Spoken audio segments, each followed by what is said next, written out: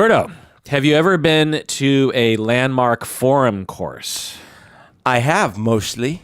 Do you know? So what was it like? Can you give me like a brief thing about landmark? I want to get more into it later, but can you just give the listeners like a brief synopsis of what you experienced when you went to the landmark forum? It was both at the same time extremely boring and very intimidating. It's like extremely loud and incredibly close. Yeah. Extremely boring and incredibly intimidating. I've been to landmark courses too, and that's what I want to talk about today. A patron asked us to talk about it, so a patron's wish is our command. This is the Psychology in Seattle podcast. I'm your host, Dr. Kirk Honda. I am a professor and a therapist. My name is Humberto. I design really overly complex board games. You remember Lita, right? I do, of course. Our third co-host. Lovely Lita, meter maid. She was one of the founding members of Psychology in Seattle, That's and right.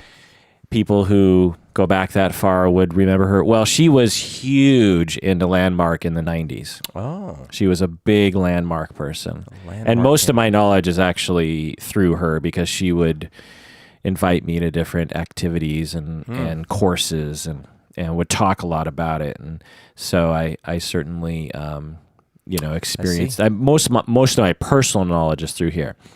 Now, disclaimer time. Before moving forward, I want to warn people about something. In this episode, we're going to talk about landmark from several angles, some positive angles, some negative angles. So I'm positive that I'm going to get hate mail from people who love landmark.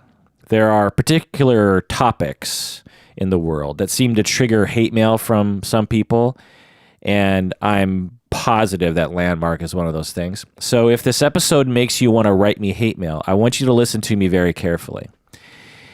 It is my position that landmark is generally a good thing. Many people have benefited from it. Lita, my good friend, benefited from it. And research shows that people benefit from it. But I also have some critiques about it, and other people do as well. In my world, in the world of academia, in the world of clinical work, everything must be critiqued and questioned and looked at. Otherwise, we are at risk of doing harm to clients and the public. You know, whenever we discover a new therapy or a new phenomenon, we always do a ton of research to exactly know what it is that we're looking at. We can't just go off our own opinion because history shows that can lead to very bad things. Mm-hmm. This is the core of the scientific process. Until you gather the empirical data, until you actually question your beliefs, you don't really know what you're looking at. So as I critique landmark and provide positive and negative angles to it, understand that a critique is not a condemnation. A critique is a critique, and a condemnation is a condemnation. These are very different things. Now, black and white thinkers might have some trouble with that distinction, but try to understand that there's a humongous difference between a critique and a condemnation. I can critique my friend Humberto, but I'm not going to condemn him for having a couple flaws. What couple flaws? What?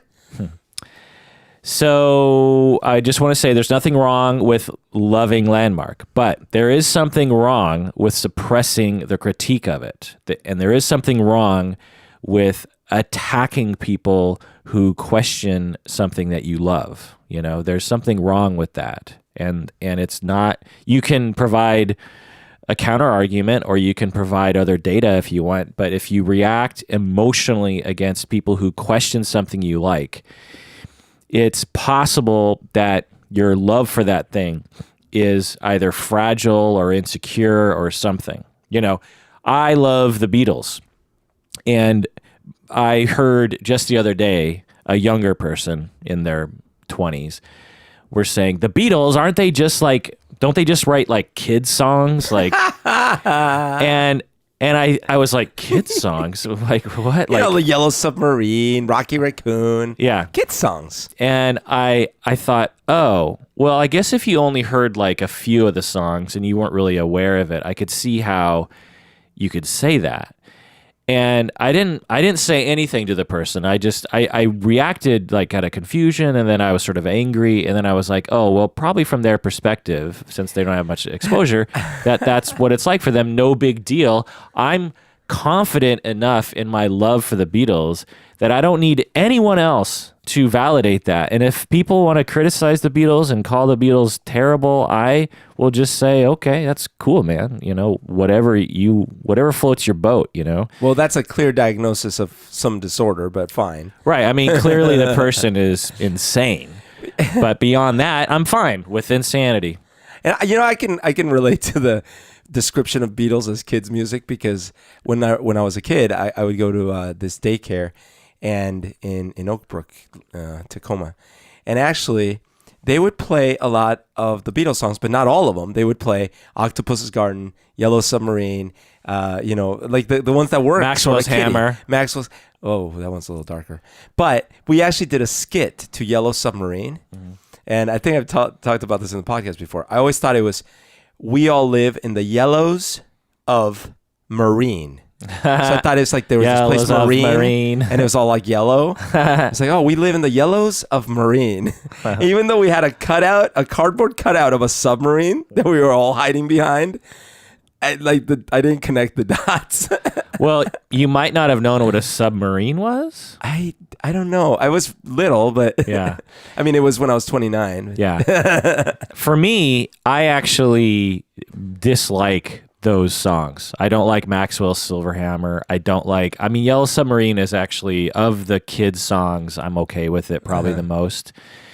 Octopus's Garden. I mean, they're fine. They're fine songs. They're well crafted, and I used to like them kind of when I was younger, but now they put Beatles on Reddit. I mean, not Reddit, on Spotify. And I made a Beatles playlist, and all those songs are not included in that playlist. Yeah. I agree. I agree. Like, those songs are pretty silly, but to those people out there that think that Beatles is just a bunch of like children's songs, they have, I don't know, how many songs did they record? Like 100. Hey, Bungalow Bill. Yeah. What did you kill? Everybody's got something to hide except for me and my monkey. I think they're right. They're kids' songs. Yeah. Happiness is a warm gun. Oh my God. Okay. Before moving on, I did karaoke recently and thought I could sing Happiness is a Warm Gun. I cannot. I mean, that song. I hold you. Well, not only that, but it's in a very weird meter. It's like 4 songs crammed into one, and I didn't know when to come in. Anyway, all right. What is Landmark Forum? This is from the website. Bring about positive, permanent shifts in the quality of your life. Again, bring about positive, permanent shifts in the quality of your life. It's a pretty big claim there. Permanent. Yeah, permanent. Create power, freedom, full self-expression, and peace of mind, registered trademark, for your future. Create power, freedom, full self-expression, and peace of mind, with that little R above peace of mind, as if they've registered peace of mind. Yeah, they're the first ones to ever. For your future. I mean, I don't get, how could you register, I mean, that R, like we have Psychology in Seattle. Yeah, right. Because I've registered that trademark. Like peace of mind. But you can't register peace of mind. Maybe they were the first ones to use that expression. Oh, boy. Anyway. Paraphrased. This is all paraphrased from their website. The course is conducted over 3 days and a 1 evening session in a seminar setting, usually between 75 and 250 participants. How many people were at your when you were there? 75, 100? About 100. Okay. The classes last from 9 a.m. to 10 p.m. or midnight. So they're pretty much from the point you wake up till the point you go to bed. Yeah. Nearly all participants report that Landmark improved their relationships, their confidence, their productivity, and their enjoyment of life. So again, just to repeat that, 94%, nearly all participants report that Landmark improved their relationships, improved their confidence, improved their productivity, and improve their enjoyment of life. And again, they claim permanent shifts in the quality of life. So Landmark claims it's been growing steadily for years. I saw reports saying that more than 100,000 people in the world participated in Landmark courses over the span of a year. So each year, 100,000 people are participating in it, which isn't huge, but big enough. You know? Its revenues are around like $50 million a year or something like that, which again isn't huge. It's not like they're raking in billions of dollars. It's not like Amway. Right. It's not like this podcast. That's right. So, Berto, tell us the full story of your experience with Landmark. Absolutely. So, first of all, this just happened. This happened recently. For some reason, even though I had heard the name, I really had never looked into it or been aware of what it was. I don't think that's surprising. I think you would have to have someone close to you who was really into it for you to really know about it. Okay. Because unlike, for example, well, maybe it's true also of Amway, but I feel like by this point, so many people have heard of Amway over the years that maybe because they have been proposed by someone they know or something. So like, I feel like Amway is a thing that everyone knows about, but Landmark's not one of those. No. Yeah, Landmark is on a whole smaller, and it's probably largely West Coast. It's around the world. Apparently, they have like offices all over the world, but it's sort of a new agey left coast kind of thing. So my first encounter with it was that I was sitting at home last year, over a year ago, or maybe a year ago, somewhere like that, and it was like 11 p.m. at night. Maybe it was 10 p.m. at night. And out of the blue, I received a phone call from a friend who I've had for many, many years. And was this a year ago? It's about, yeah. Because I got the same phone call. Right. And I hadn't gotten a call from this person in a long time. Right. And it's not like we were on the outs, but we hadn't been talking a lot, right? But the biggest thing is that the call was specifically to sort of make amends and really honestly like talk about how this person had how they from their perspective, how they had offended me or affected me or negatively impacted my life. So I was like, what? It was really, and we ended up having like a 2-hour conversation. And honestly, it was. I thought it was longer than that. I thought it was like, yeah, maybe it was long. Like it was really hours. long. Yeah, and it was honestly one of the most, if not the most real conversations I had ever had with this individual, because it was almost like, all these other years, if I was going to tell them like, listen, you have an issue with this or this affected me, there was always a veil of like, yeah, I get it, but I don't really get it. This time it was like, no, I think he sort of kind of gets it. This is weird. Okay, so that was like, but at the time he sort of explained, yeah, I'm doing this thing called Landmark, and so this is one of the steps. And I was like, okay. I didn't look into it any further, but I thought it was interesting. That was he at the course that day? That was so you're one of the first people he called. Yeah. Or maybe the first person he called. It could be, yes. Interesting. Yeah. So this was a good friend that you just haven't been hanging out with for a while, but back in the day was a very good friend. And who had done some, as because you know who this is, had done some taken some actions throughout our friendship that were repetitively abusive towards me. Right. And so to hear from emotionally him, emotionally, or verbally, putting you down. And attacking me personally and all these things. Yeah. And so to hear this kind of conversation from him and have this kind of conversation actually was really healing for me. It was really good. Okay, so that happened. A long time afterwards, same person, he invited me out for some drinks after work, and he was talking a little bit more about this thing that he had been doing, and then he did tell me it was Landmark and blah blah. I thought it was interesting, but I personally was not interested in it. I thought it was interesting he was doing it, and I could tell he was sort of softly trying to sell me on it. Yeah. But to his credit, which is actually against what they tell you to do, he was not pushing it. He was just sort of telling me his story, and it would say things like, oh, you might actually maybe find it interesting. So I respected him for that, and I didn't take offense or anything. Then in the fall, like I think September, maybe it was August, somewhere around there. He told me, hey, I want to invite you to a graduation that I'm having because I'm graduating from one of these courses. And so I was like, oh, okay, sounds great. So me and some of his other friends showed up to this graduation. Yeah. Now, the thing that... I think I might have been invited to that, but I was busy or something. Okay. Now, the thing that he mentioned to us...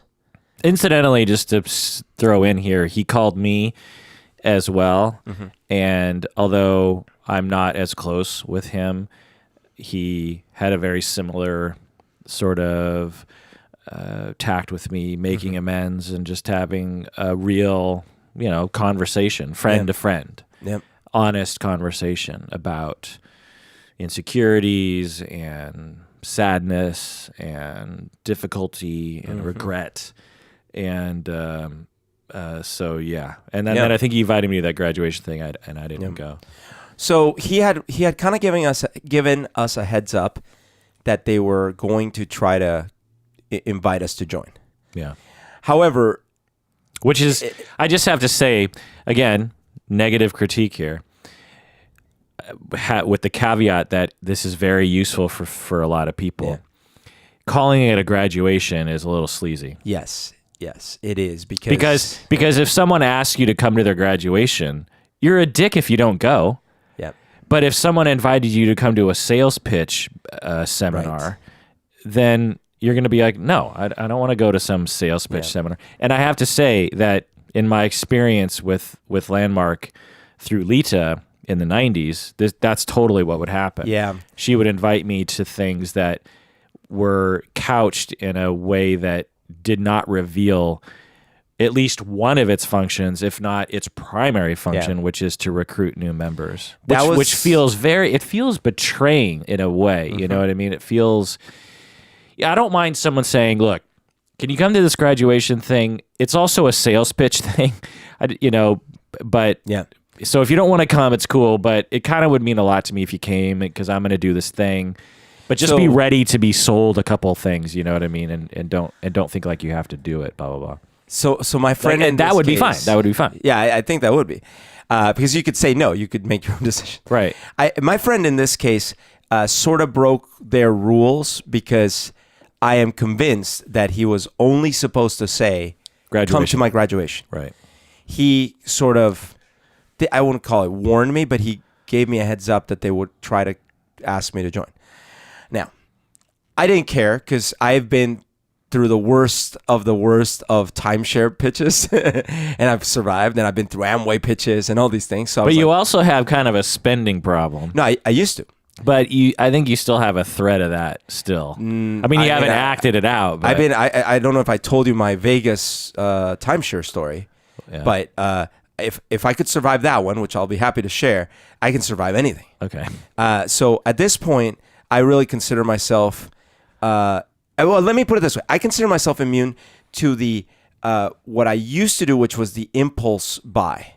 Yeah. The impulse buy. I'm not saying that I will not. I still sometimes buy things that I later regret. That's true. But I used to buy everything on impulse. Yeah. I'm just saying, like, on the scale of compulsive spending, you're much better now. But you're not like, there are certain people that I would guarantee you would never give in to anything like that. Do you know what I mean? Yeah. And I'm not saying it's a bad thing about you. I'm just saying, because I'm kind of that way too. Like I like to... But the reason I'm actually pushing back a little bit is because this plays into it. This is actually part of the theme that came up. So what happens is, so I get there. Well, actually, I have to take a break, and there's a lot more of this story, but let's take a break. What do you say? Yep.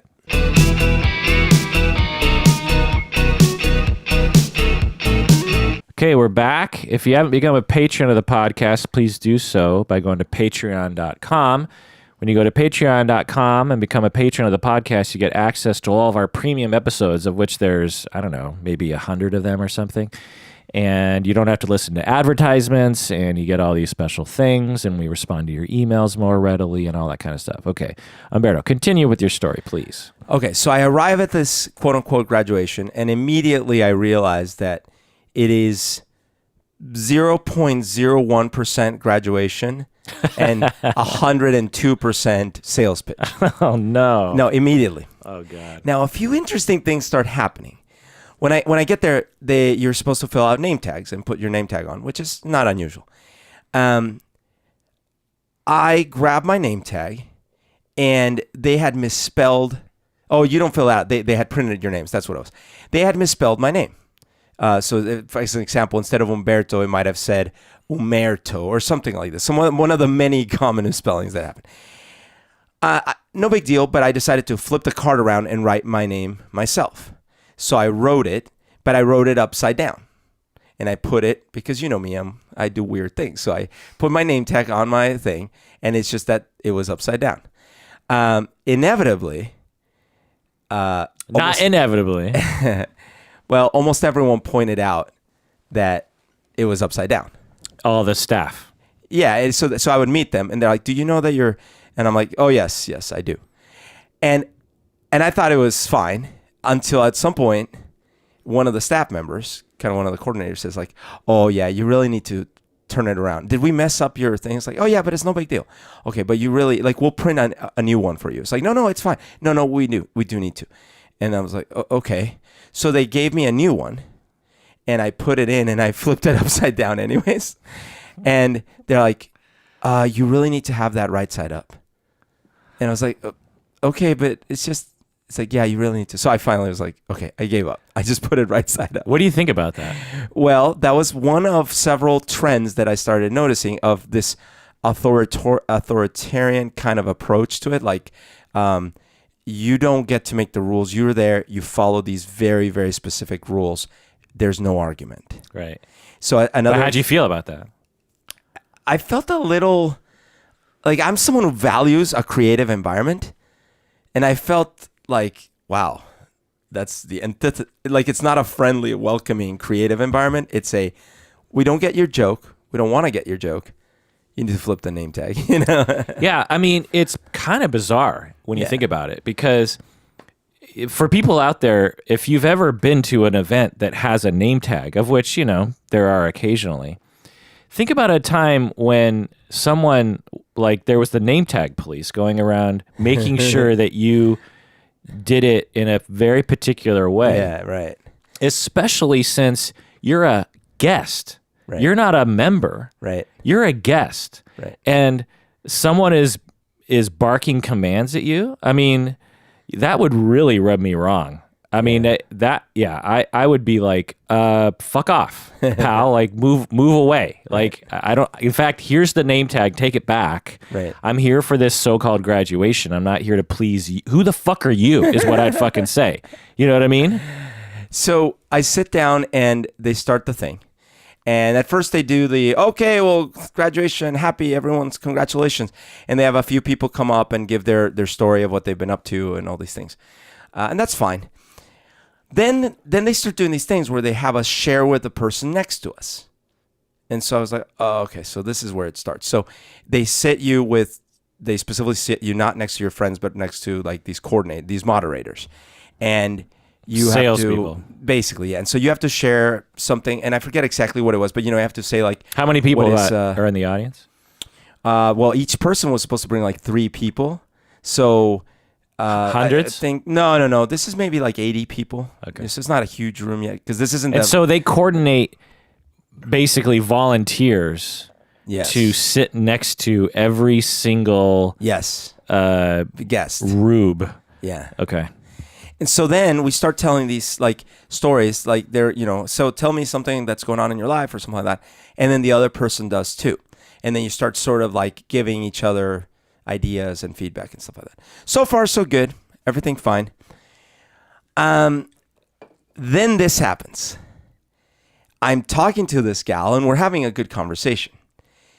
She flips into, how maybe when you were first thinking that you wanted to be a therapist, maybe you might have thought that you knew what a therapist was about. Maybe you would have tried to pretend like you were a therapist. And imagine someone that's not so good at this thing. Right. And so she immediately starts trying to counsel me. Right. But she's jumping way to conclusions and like making too many assumptions. But I'm just sort of like going along with it because I'm just here for my friend anyways. But as I start saying things like, yeah, that could be, although there is this, I start feeling this pressure of like, no, maybe you haven't thought about it enough. Like she's really questioning right off the bat my own conclusions about the things I've talked about. And I'm thinking to myself, you know, I see what they're trying to do. They're trying to show me how insightful they immediately could be, that maybe I could learn something from this. But they're messing up because maybe she's not good enough or something. But they're immediately making it too trivial. Like, my life's not that trivial. The thing you're proposing, trust me, I've thought about it, tried it, doesn't work or whatever. And either way, you're trivializing the problem down to nothing. And so I'm like, but I'm just like going along with it. Okay. Now, towards the end of the... Side note, when I was, it was a side jack. Yeah. I think it's relevant. I was at a Wenchels in Factoria. Remember the Wenchels in Factoria? Yeah. Across the street from the cinema. And I'm sure I was just hanging out there because I never had money. Or no, I was 17, 18. And I filled out this card, was just sitting with this salt and pepper, you know. There's this little card, and it said like personality survey. I think I might have talked about this before. And fill out this form, send it in, and we'll send you a personality assessment. So I fill it out, you know, and I mail it in, and soon I get this report in the mail, and it has like some personality metric, you know, like you're high in this and you're low in this and you're high in, you know, you're it's all like your credit score. Yeah. I think it had 10 different domains, and I remember 2 being like really low, bad. And then you get an appointment with a professional, some kind of on the phone. No. It was in person. Okay. So it was in Bellevue, and I went to Bellevue, and I sit down with this woman, and so I'm like, I must have been really bored or something. Like, this is senior year in high school, and just like nothing to do. You know, I just remember just because I'd already got into UW, University of Washington, and I was like trying to get D's because I was like, I'm not going to work any harder than I need to. And football was over, and I just remember just being like aimless. You know, I just couldn't wait for the next chapter of my life. So I went to this, but anyway, she did the exact same thing with me. She was older. She seemed old to me, but she's probably like 22. And she's grilling me about, she's like, okay, this looks pretty good. This looks pretty good. And I'm like, yeah, okay. But she's like, but look at this one. And it was like the third item out of 10 that we were going to talk. We were going to talk about all 10, but we spent the next hour and a half talking about that third item.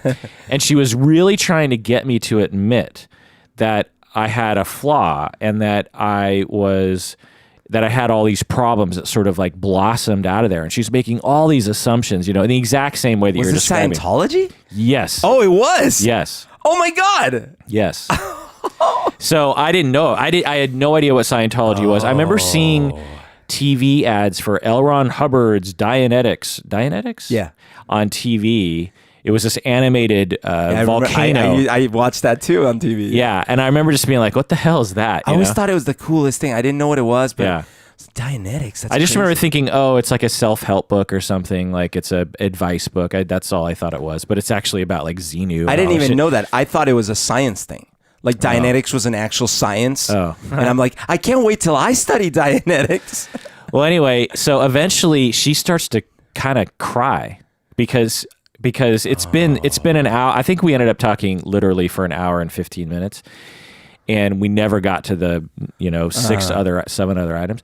And the whole time she's trying to convince me, and I'm not attacking her. All I am doing is just like, because I'm like you. I've been thoughtful since I was like 13. Sure. And philosophical, and I don't know. At the time, I was probably stupid, but I had answers for things, and I had already thought about everything she was throwing out at me, and I felt the same way. Like you don't even know me, and you're making all these assumptions, and let me tell you how what you're saying is wrong. Because what's the chance that a random person could just look at a psychometric and just spout about your life? It's hard. That's a skill, and even the good people are pretty bad at it when it comes to actual individuals. You have to actually interview a person. And then there's this trick too, which is that if if what she said resonates with you, it's too trivial.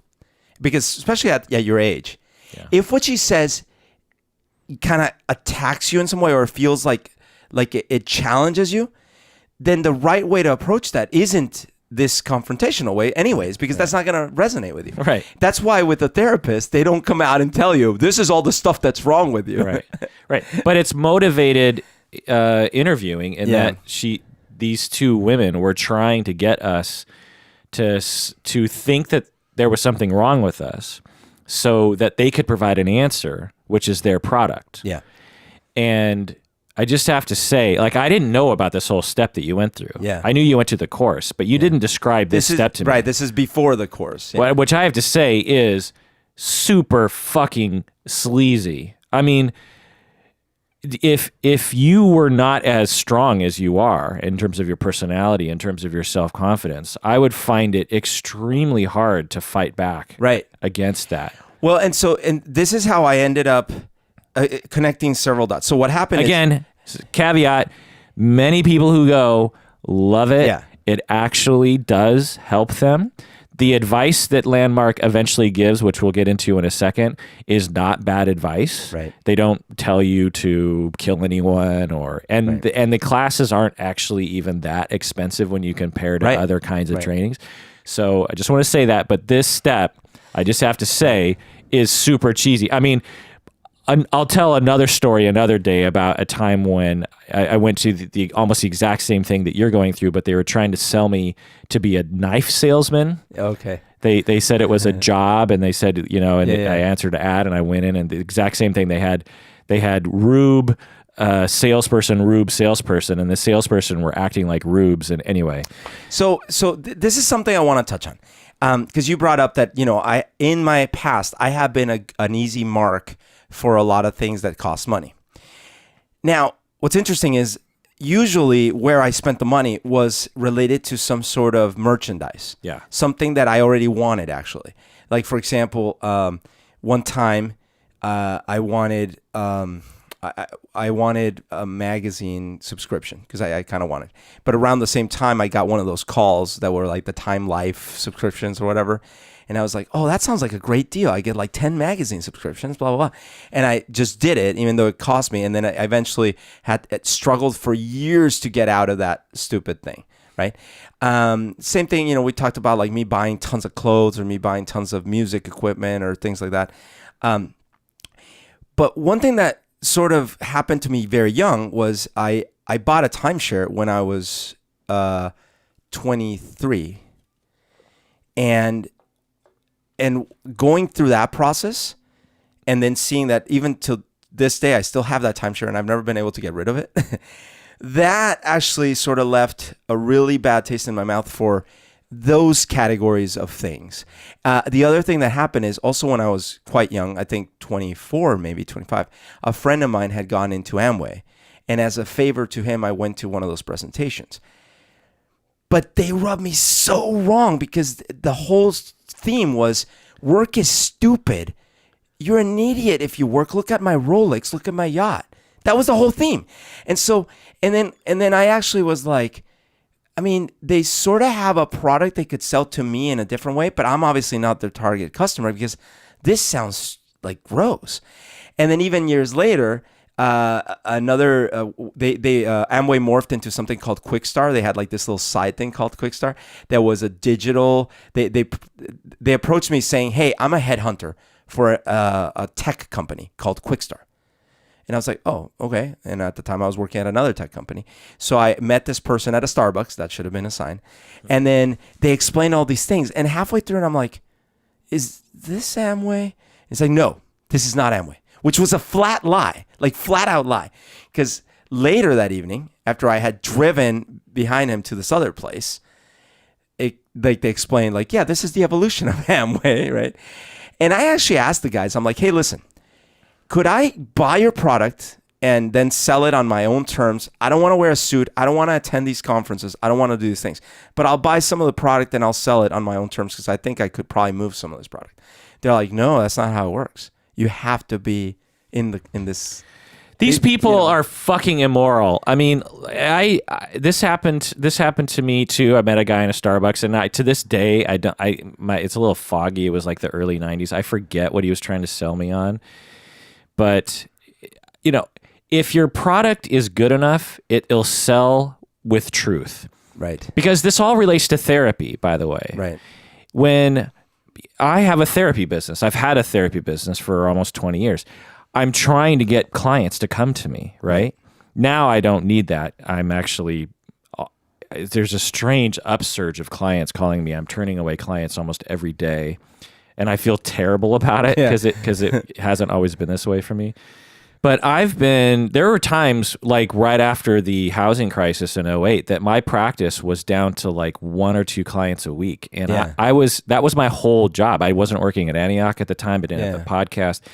I was about to lose my house. I was about to be on the streets. Right. I was like, I guess I'll move back in with my parents at the age of 37.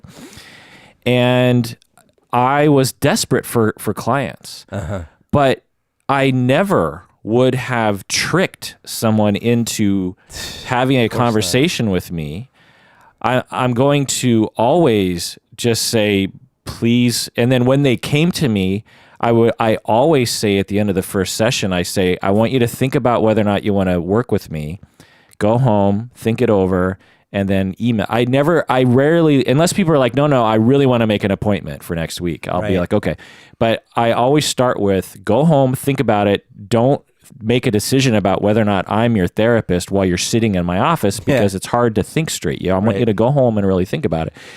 And so why do I don't have to do that. I could be more pressuring to people. Right. There are so many ways you can manipulate someone in a first session to make them feel as though therapy is like super awesome. Like there are ways of making people cry. You can sort of break them down, particularly like people who are susceptible to this sort of thing. And it would, I don't know, but it would probably raise the possibility that they'll stick with me for a long time. And that is like, that's immoral. Like not only is it unethical and, just sort of poor behavior, but it's immoral to trick people and to try to coerce them into something that they don't come to naturally. Now, what people at Landmark will probably say, or Amway will say, is like, you need to get people over the hump because it's so great over here. Yeah.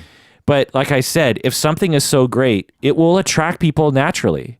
Like therapists in general don't have to do these tricky tactics because therapy is worth something. Yeah. It's a good thing, not for everyone. And for the people that's not good for, they shouldn't go to therapy. Right. But for the percentage of people that come to therapy and spend money and time on it, it actually helps them and it's worth their time and energy. And I've never advertised myself. I've never had, it's just like, let the product speak for itself. Let word of mouth speak for itself. So, yeah. Well, so that's where it started coming to a head for me in that sale pitch. At the end of that, what they do is they bring in the heavy hitter. We have to take a break, and then I want to hear about the heavy hitter.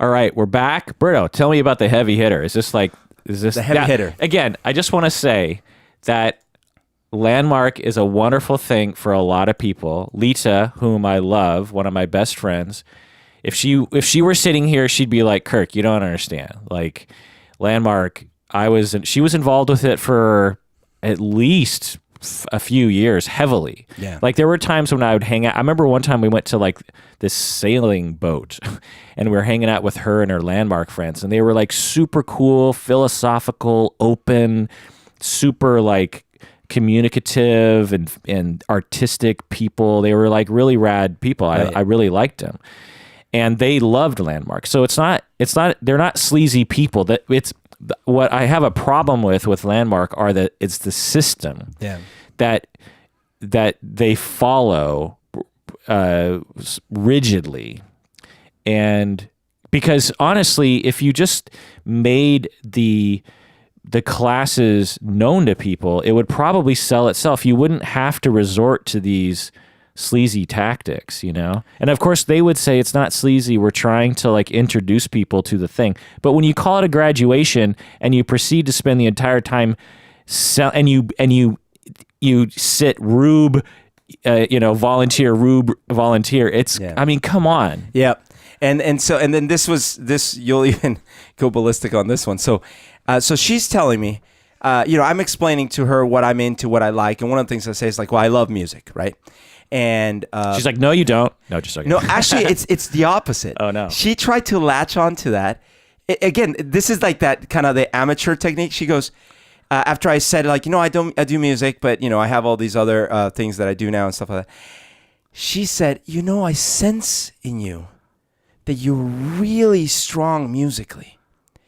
And I think you should pursue that. This is like just like 4 or 5 months ago or something. Yeah, right? yeah. And after meeting me for, like 10 minutes or whatever. So she goes, I sense in you. Oh my God. And so she's saying, I really think you need to go after this, right? Oh, thanks. Thank you. It's been okay. But so then I'm humoring. I'm like, oh, well, thank you. That's really nice. Okay. So then she says, dumbass. Then she says, I mean, if you were 19, like maybe, but you're. Well, and it's based on nothing. It's not like she actually analyzed the whole lay of the land. But but the fact that she's just making this assumption like you've never actually pursued your music. Right. Of which you have fucking pursued since you first started singing. That's you know right. What I mean? And it's a very kind of trivial statement to make. Like, plus something that that probably actually works maybe 60% of the time to tell someone, you should follow your passion, right? Actually, psychics do the same thing. So then she says, so listen, I think you would really benefit from the Landmark Forum. Oh, God. And I say, you know what? Actually, I might. It sounds like a 3-day focus time I might have. I will think about it. And she's like, oh, what is there to think about? It's like, well, I mean, I got to like do research. I got to like actually think about it. And she says, what's stopping you? I say, nothing's stopping me. I'm not going to make a decision tonight. Because this is classic sales pitch. Of course. Yeah. And so then that's when the heavy hitter. For those that don't know, when you're selling someone on something, if you want them to get to a point where they say that, and because the idea is that the percentage of people that walk out of the room saying "I'll think about it" is pretty low. Response that they'll actually fuck, because a lot of people will say that because they're either actually on the fence, and then once they get out of that emotional landscape, they return to their senses and say no. That's right. Or they're actually not on the fence and they're just saying that to appease you. Right. But it's a way that you can, as a salesperson, kind of get in, because it's like, oh, they're not saying no, so I can use that against them. Essentially, it's just like they're saying that they're on the fence, so I can. That's right. So now I've got to ask them, well, what's stopping you? Because there's really no viable answer to that question. Well, and I didn't bite, because normally what would happen, especially what I used to do when I was younger, and I would absolutely give in to all the sales tactics, would be, so what's stopping you? And I might say something like, well, money's tight, or, well, next month is going to be busy. And they have an answer for that. They have an answer. So when she said, so what's stopping you? I said, nothing. I'm just not going to make a decision tonight. Right.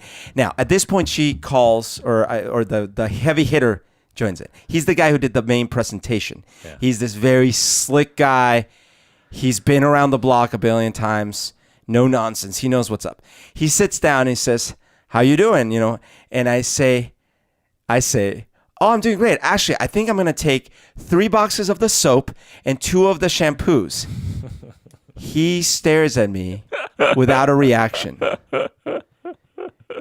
And I go like, I'm just kidding. I have to let him off the hook. And then he's just like, oh, okay. That was a joke. And he's like very serious. And I was like, okay. So then I switch gears, because I'm like, all right, I don't know what he's doing. But I'm like,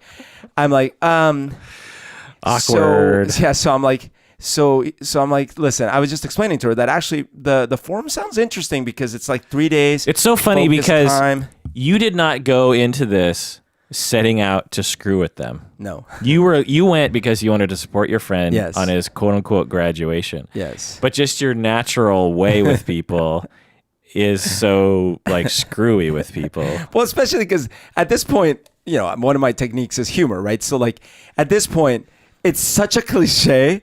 Like I'm sitting there with a salesperson and the hard seller comes in. Yeah. It's such a cliche. I had to make a joke. I know. Like to me, like I don't know if I've just sort of passively learned, because I've never been a salesperson in my life. I don't. I worked at Foot Locker. I was for a month, for 4 exact weeks. And then at the end of the day, on the 4th week, I just quit. I said, I can't, because the boss was a super asshole. And the entire job was based on commission. So when I worked out per hour, I was only getting like $3 per hour. They didn't have a base salary. Anyway, the point is that over the years, I've just sort of passively, via culture or friends or something, Right. picked up on all the classic sales techniques.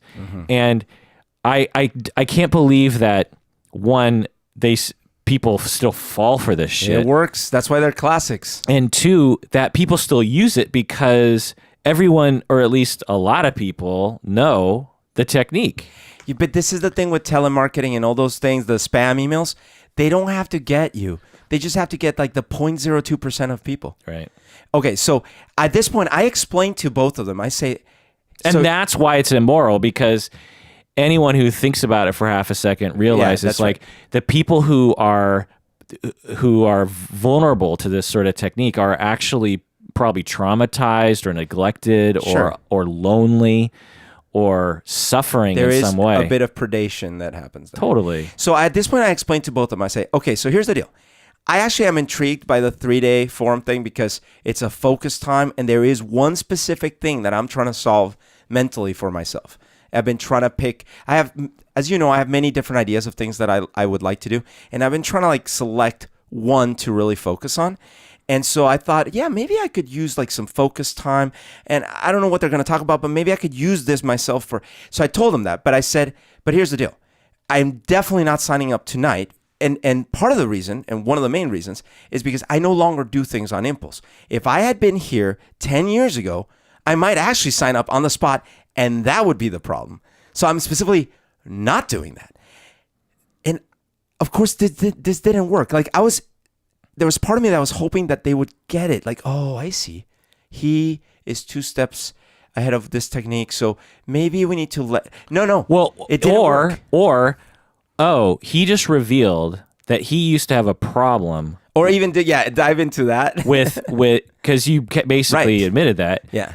He used to have a problem with compulsive spending. Right. So I'm not going to be his heroine to this, Instead, I'm going to let this person have his healthy boundary. Right. If I'm truly interested in helping someone, then I would absolutely give someone, I wouldn't sell people on something anyway. Right. I would just present and say, do you want it? And if you don't, then great. So no, they went right through it. So, but I told them, I'm like, I'm not making a decision tonight. So it ended there. Right. So I suspect, and we don't know, and maybe you know, I don't think you do, in terms of what the compensation is for these 2 individuals if you do sign up. Do you know what I mean? Yeah, you're right. There could be a bonus. Is there a bonus, or is it just social accolades? Yeah, or, that's I don't a good know. question. That's a good question. You couldn't just get, my guess, you couldn't just get people to do this without some kind of major incentive. Well, they are trying to climb. There is a ladder system of the associates and then like the trainers and things like that. So maybe that helps them climb. I don't know. But I walked out of there without buying anything. I told them like, look, I'm gonna think about this. What'd they say? They stopped talking to me. Like she was nice, but he basically moved away and stopped talking to me. Like in a nice way? I was a lost cause. Not really. He was already rude to me because I had made a joke. And so he really was like, if I could put words in his mouth, he's like, this motherfucker, you know? And so he moved away. I was lost cause. Done. But he didn't realize that of all the people that night that didn't buy on the spot, I was the more likely to actually reconsider and think about it because I did mean what I said. I wasn't BSing him. Yeah. But he didn't catch on to it. So I left and I proceeded to, for the next few weeks, I think about it. What's funny, just chiming in here, is that you have a rebellious streak. Yeah. Or you have a contrarian streak. That's probably a better word for it. You like to No, I don't. Yeah. Kind of mess with people and so you were already ready to like establish control. But at the same time, when he decided, okay, I'm done, you have a contrarian to that of like, I'll show you, I'll sign up for it. Yeah. But I really, in this case, that's true. In this case, I actually, before they even did the hard sell, I was already like, no, this is in line. I mean, you go to therapy, you like to go to workshops. That's right. Like you like to self-improve. I was basically believing that I could cut through the BS parts of it and maybe get some usefulness out of it. That's what I thought. So you decided to sign up. So I ended up deciding to sign up. Now I found out How much was it? I think for the 3 days it was like $600. Okay. So it was, which, like I said, on the scale of trainings, is actually not that bad. That was the reason I also was like, okay, I've done stupid decisions in my life that were way more expensive than this. So if I'm gonna actually focus for 3 days and be away from other stuff, okay, $600 is not too bad. Unfortunately, it didn't work. What do you mean? I mean, I bought the thing and I went with the best intentions. 9 a.m. 9 a.m. Friday? Friday, yeah. Okay, so it's a Friday, Saturday, Sunday. Yeah, and immediately the name tag thing again. The name tag Nazis. Yeah. But then it goes worse. Did you get into altercations with the name tag Nazis? No, I was trying to just, let's play by the book. Let's see what's up, right? Okay. But dude, first of all, you sit down, and then I read online about this. This isn't an accident. They have these chairs that are extremely uncomfortable. Oh god. Like really, like like this chair I'm sitting on. Yeah. This is kind of an uncomfortable chair. No. Like times 10 uncomfortable. Oh. And you're gonna be sitting on that for like 10 hours, right? Yeah. Okay, so that's the more first than thing. 10 hours. I mean, But 13 hours. But right off the bat, it was not like an hour in. No, it's like you sit and you're like, God, this is uncomfortable. Your back, everything. Number two, they don't let you get up either. They have this weird breaks thing. So I look at the schedule and there isn't even a lunch. Yeah. There's no lunch break. Right. There's a dinner break. Dinner time. And I'm like, well, that's weird. Bathroom breaks are really weird. They have these very short bathroom breaks. And you think like, well, you could probably just get up at any time. It's like socially not acceptable for you to get up and go to the bathroom. Yeah. Another weird thing. I was so tired with the chair that I stood up and went to the back to stand up to stretch my legs, right? Totally. My lower back as a therapist and as a professor sitting all the time, I'm a shifty person in my seat anyway. Fidgety person, that there is no way I could sit in a same, particularly if it was uncomfortable, right, for longer than an hour. Right. Yeah. So I went to the back and this gal, the coordinator, the same kind, it's not the same person, but the same kind that told me about name tags the other time. She comes up and she's like, are you done stretching? And I was like, well, sort of. Why? I really need you to sit down. My God. And I was like, oh, well, the chairs are really uncomfortable. Yeah. And she's like, oh, I'm sorry to hear that, but I really need you to sit down. Oh, my God. So I was like, okay. So I like sat down. And then, so this is happening. Now, the whole time. What would have happened if you would have got up just to go to the bathroom? Like, I need to go to the bathroom. I did go to the bathroom. Yeah. And it's not that they physically stopped me. It's just that each time I went out, all the little coordinators sort of like looked.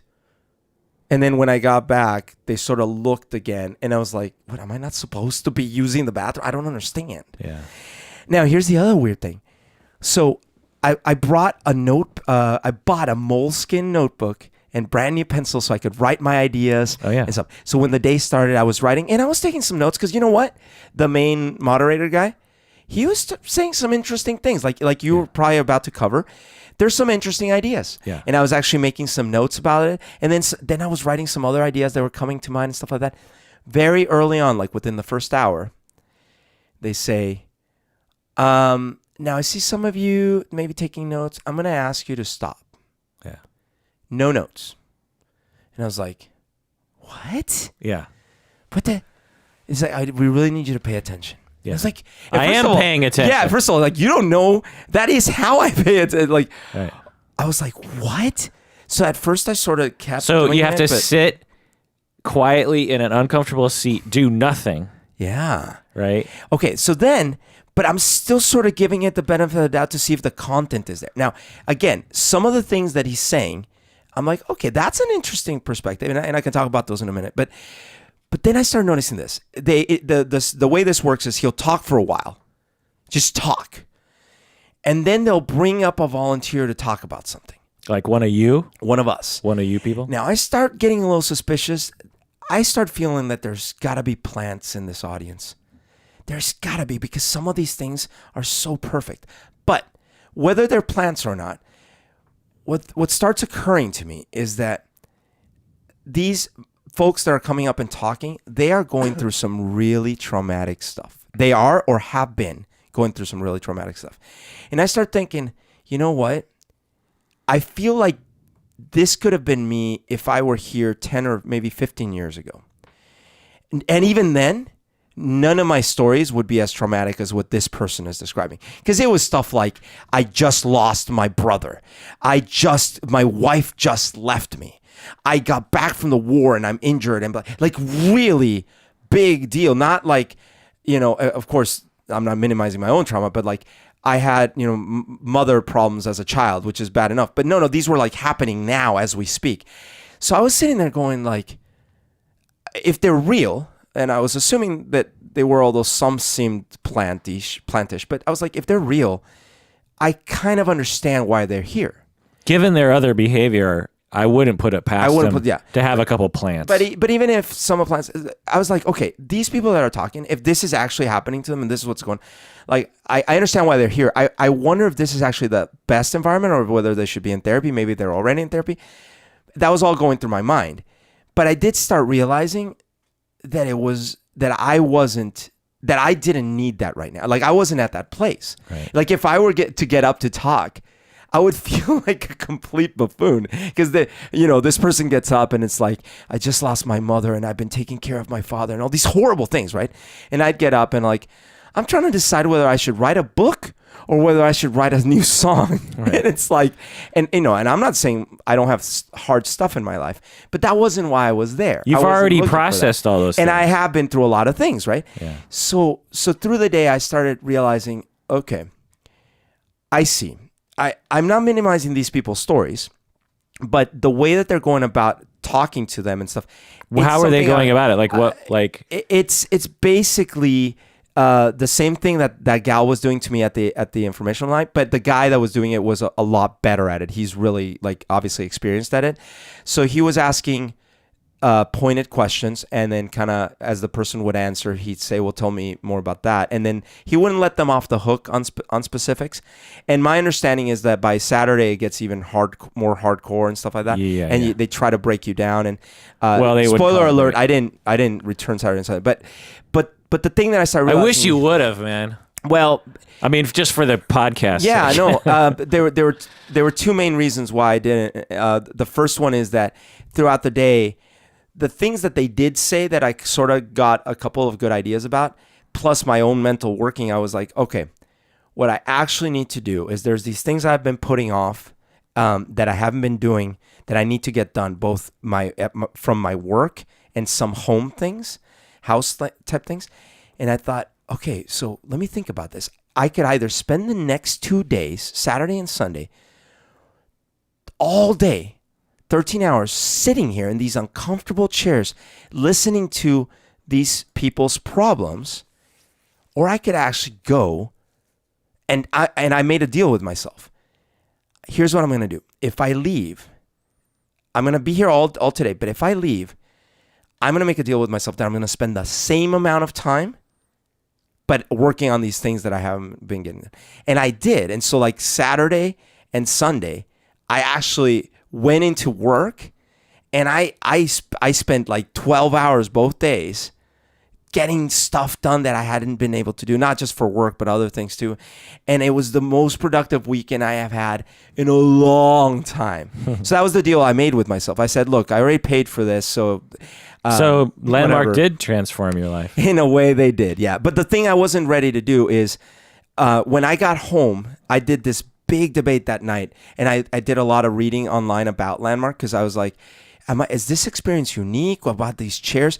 And as I started reading, I started seeing the patterns, and then it really scared me because I thought, first of all, even from that first day, guess what? The 60% of the topic was about us registering for the follow-up forum and for the I forget what they call it, like the advanced course and all these Really? things. Yeah, even from day one, a lot of the They've already got you. Yeah, but a lot of the content was already about that. Jesus. And so I was like, I see. And the more I read about it, I started seeing, okay, number one, they absolutely do use these very, very kind of weird psychological torture manipulation tricks.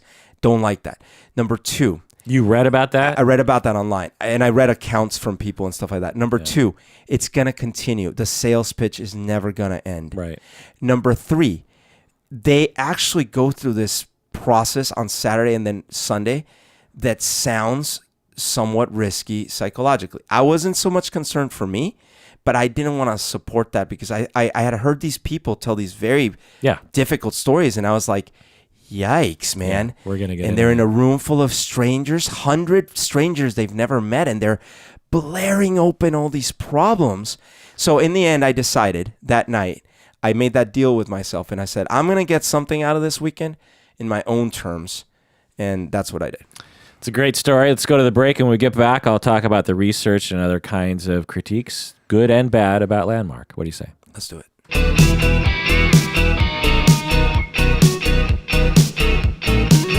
All right, we're back from the break. Little reminder to tell a friend or a colleague about the podcast. A lot of people learn about the podcast through word of mouth. Also, if you want to join our new Instagram, did you know I started an Instagram account, Berto? I for didn't. the podcast. Oh wait, you had mentioned you were. In fact, I think I will make my first Instagram post right now by posting a picture of you. Crap, how do you use Instagram? I don't know if I'm going to actually use this whole thing, but here we go. Did you take one? Yeah. Actually. Okay. All right, I just Instagrammed you. Hey. So if you want to join the Psychology in Seattle Instagram, then great. I don't know how often I'll do anything on it, but it's I'm trying it out. I tried out Twitter for a while, and that was slightly useless. And so, okay, you're not as good as our president, apparently. That's right. All right. Well, what's written about Landmark? Because it's been thought about and experienced by a lot of different people, and people have compared it to Scientology because it seems to have some similarities to Scientology. It's compared to EST. Have you heard of EST? Yeah, I did after the fact. In fact, that night when I was doing my research, that's when I read all about it. Yeah. Erhard Seminars Training, EST or EST. It's Latin for to be or it is or something. I can't remember. But anyway, it's and I'll go into more of that later. But so Scientology, EST, encounter groups from the 60s, 70s, primal scream groups. It's also compared to religious cults.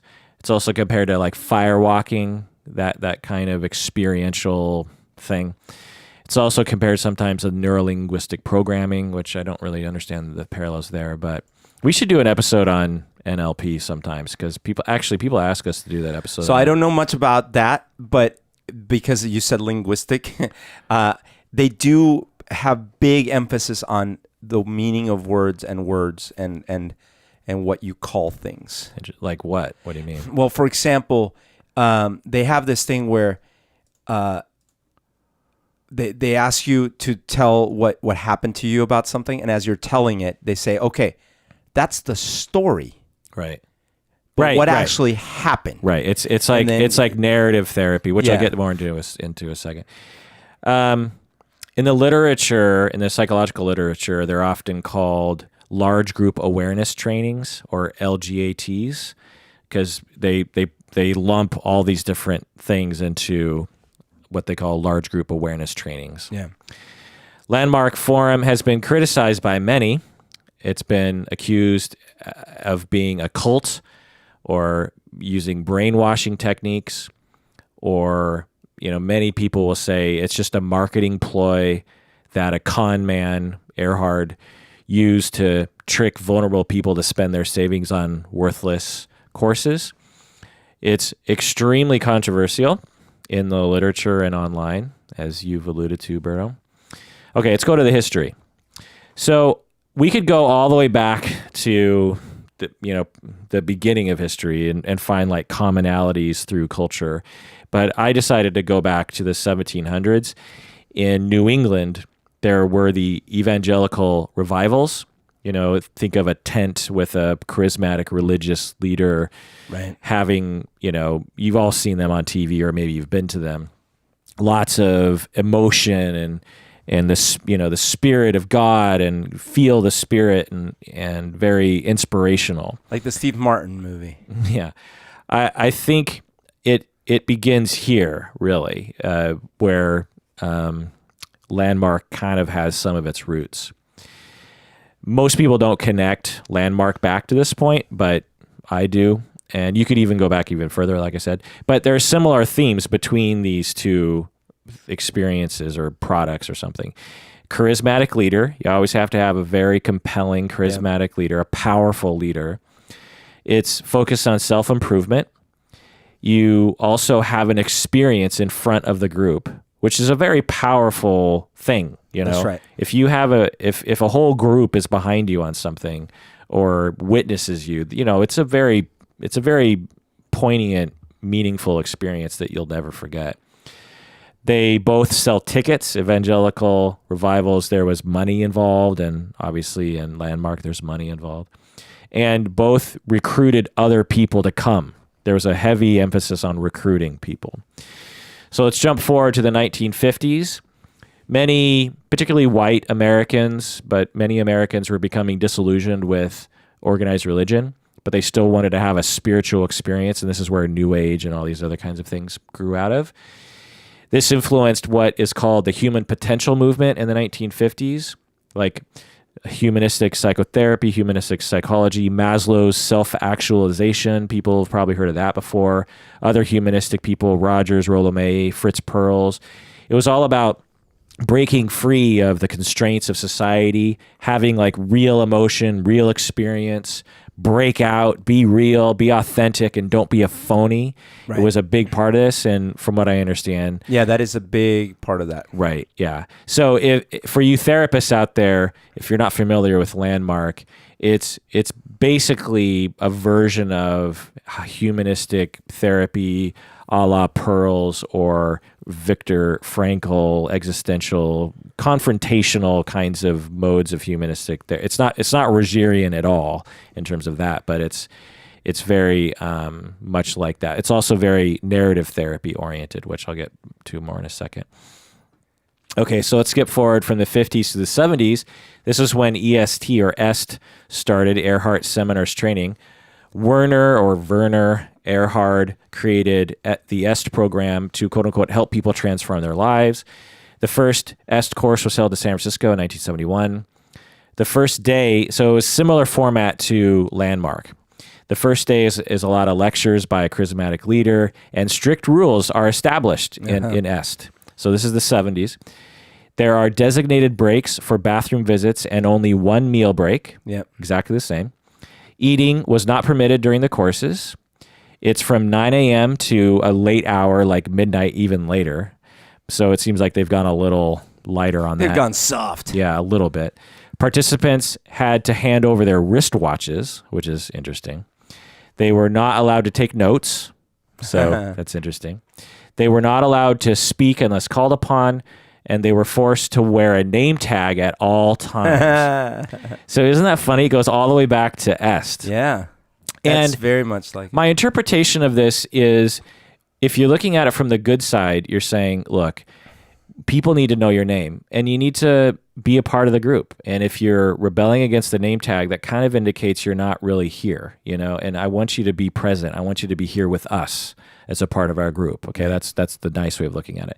Also, I don't want you to take notes because that distracts you from the human experience. It's intellectual. When you're taking notes, it could be perceived as an intellectual pursuit, like you're in class. But I want you to be present with me. I want eye contact. Yeah. I want human to human contact. And that's how they present it. Right. And that's valid. If I had a client sitting in front of me in my office and they were taking notes the entire time when I thought it would be good for them to have a real emotional experience, I might suggest that they put down the notepad for a while. The interesting difference that could be is if you presented it the way you're presenting it to me now up front. Yeah. Here's what you're signing up for. Just so you know, there's going to be these ground rules. And that's part of what you're signing up for, right? Then I would sort of be mentally prepared. Like, well, I wouldn't even bring a notebook because I just read that that's one of the things. Right. Now, I might not sign up for it, but you let me know up front. Right. But it's still more of this entrapment that I've signed up for something. None of this information is given to me. Right. And when I show up, all of a sudden there's these weird constraints. Right. And they're not even well explained.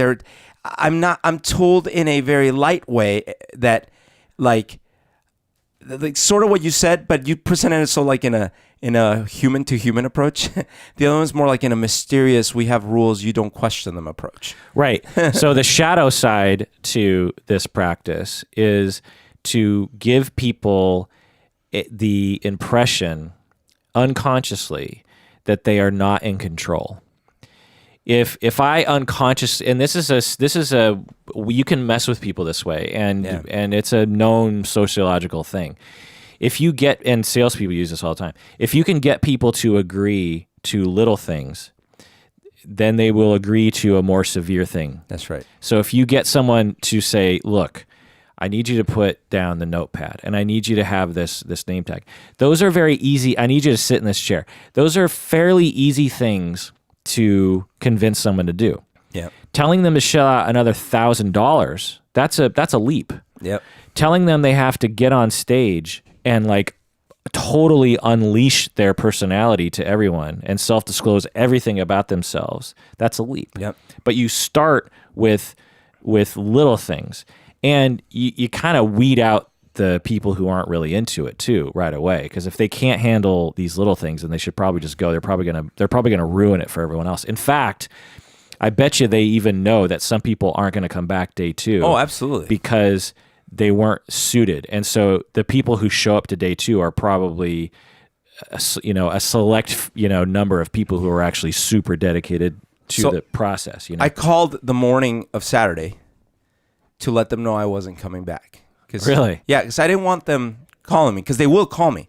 They have my number. The previous day, when we went for the dinner break, I forgot to pick up my name tag on the way back in. So I came back on time from the dinner break, sat down and stuff like that. And a little later, like half an hour later, I went to the bathroom and I checked my phone and I had a missed call. And I listened to the message. And it was one of the Landmark guys going, we noticed you haven't come back from dinner. We wanted to see if everything was okay. Wow. And blah, blah. And I was like, and then I went up. I'm like, no, I'm here. I just forgot to pick up the name tag, So that morning I called them and I talked to someone. I said, yeah, I just wanted you to know that I'm not coming back today. And they said, oh, really? Oh, hold on. I'll have you talk to someone. Oh my God. Right. And I was waiting. I was like, oh, here we go. Oh, no. So if that was me, I'd be like, no, sorry. I'm just letting you know. Yes. Don't call me. Don't email me. Right. I'm leaving now. See you. Bye.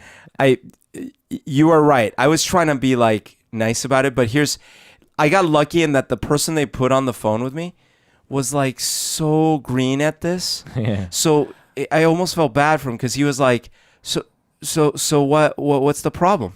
And I'm like, oh, there's no problem. I just I'm not gonna come back, and that's it. Oh, is there a reason? I was like, yeah, but there's no problem. I'm just not coming back. I just wanted you guys to know. Yeah. And he kept trying to like find a way in, and I just I could almost sense like he was like, damn it, what do I do? They're gonna judge me on this. And then finally, like, it was only like a minute. And imagine like, going to imagine going to a training, like an actual training, right? And you call up, you say, I'm sorry, I'm not going to make it in. Right. First off, they'd be like, why are you calling me? Like just I'm busy. Just don't show up. Just don't come. I don't care. You know what I mean? I don't take attendance, Yeah. And the second is like, hold on. Yeah, and they'd be like, okay, great, fine, Like I've run trainings before, and I'm just like, okay, great, just. I was thinking they were gonna put on one of those heavy hitters, and they were gonna start asking me, like, they were gonna try to find the flaw that was the thing that Well, I'm sure that's what he's tasked with, but he just wasn't. He good just at was it. terrible at it. Yeah. Okay, so this is all EST, by the way. This is not Landmark I'm describing, but it's very similar to Landmark. Yeah. Well, my understanding is Landmark splintered off. Right. Yeah. The second day of the workshop in EST had a number of different things, but one of the key things was the danger process, which I love the name of that. It's like, the danger zone from Archer, Yeah. Danger process. Participants were brought onto the stage and they were confronted by the charismatic leader. They were asked to re-examine their self-perpetuated patterns. This is my words. They were asked to re-examine their self-perpetuated patterns that kept their lives from working in the way that they wanted to. Now, I'll say this. This is basically existential or Gestalt therapy, a la Pearls, Viktor Frankl, these sorts of people. It's basically that form of therapy on stage. And on one hand, I'll say it works and it can actually help people, and a lot of people really like it. On the other hand, you're basically utilizing a form of psychotherapy without informed consent, without a license in all likelihood. And in front of hundreds of people. And there's a lot of social constraints that make it so that the participants have a really hard time saying no to it. Yeah. Or have a really hard time saying, I don't, because part of the whole thing is, because I'm talking about EST and Landmark, because in my mind, they're almost the exact same thing. There are some differences, but they're pretty similar. The whole point of this exercise when you're on the stage is to make someone reveal the very thing they don't want to reveal, which on one hand can be a wonderful thing, because I killed a man. I was drunk and I ran over a kid, right, and I'm ashamed of that. Well, or my mother sexually abused me for 10 years. Right. Some kind of thing like that. And the whole purpose for this charismatic leader is to get you to say that sort of stuff. Right. Not that only, but to sort of really go for the gusto on that. And on one hand, that can be a wonderful thing because no one in the crowd says, "What's wrong with you? You should be ashamed." Like it's not a shaming environment. But it's also playing into re-victimization, which I'm guessing is what you read online about it, which is like, for some people, it could be traumatizing for them. Well, I was watching it actually, because even that first day, the pattern was they would bring someone on stage, talk to them, they would go through this very public revealing and things like that. And then the next cycle would be that they would ask us to turn to the person next to us and talk about the same things, but for 2 minutes. And so what I started feeling was like, this is not useful to me actually, because I'm sitting here listening to a guy talk for like an hour about a new topic. He's just talking for like an hour. Then he brings someone on stage and drills them. And I feel sort of like really bad for that person. Then I have 2 minutes to talk about my deep thoughts and things with the person next to me. And then they switch chairs around anyway, so you're never sitting with the same person. I'm like, this is weird. I'm not getting... They switched the chairs around? Yeah, basically. I don't know how they do it, but it seemed really like purposeful. Every time we came back from a break or the lunch, or not the lunch, but like the dinner and stuff like that, like they had made it so like I never ended up sitting next to the same person. What do you mean? Like they put your name tag on the chair? No, they don't put the name tag on the chair. They just like usher you in to different places. So you can't choose where you sit? I tried and it didn't work. Oh my God. And so like I was thinking, oh, maybe I'll get to know these people next to me. No, that didn't work. Yeah. And then so the other So again, on the positive side, you get to meet more people.